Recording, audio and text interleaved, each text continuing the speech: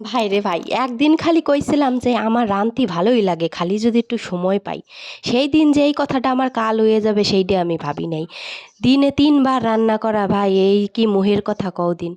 যেই দিনেরতে আমার বর শুনছে যে আমি ভালো রান্না করতে পারি, সেই দিনেরতে শুরু করিছে ভিডিও পাঠানি। আজকে এই ভিডিও, কালকে ওই ভিডিও, আর প্রত্যেক দিনের বাহানা হলো আমারে এইডে বানায় দাও, ওইডে বানায় দাও।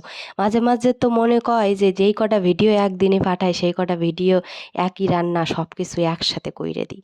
কিন্তু তা কি আর সম্ভব? মানুষের বর কী পাঠায়, ভালো রিলস পাঠায়, নাচ পাঠায়, গান পাঠায়, তা না খালি রান্নার ভিডিও। আমার তো মনে কয় যে আমি রাঁধতেই মনে হয় জন্ম নিয়েছিলাম। খালি রান্ধো বাড়ো খাও আর ঘুমাও, এই ছাড়া আর কোনো কাজ নাই। এনতে বারুনির কোনো উপায় থাকলে তোমরা তোমারে জানাইও। আমার তো মাঝে মধ্যে এটাও মনে হয় যে আমি যদি মরতে পড়ি আমারে সবাই কবে, আরে আগে কটা রান্ধে দে তারপরে মরিস কেনে, তুই মরলি তো আমরাও মরবো, রান্ধে দে খাইয়ে নই আমরা কটা তারপরে তুই মরিস। এই জন্যই আমার আর ভাল ঠায় না, মনে হয় কোনো দেশে চলে যাই। তোমাকে কি মনে হয় কও দিন?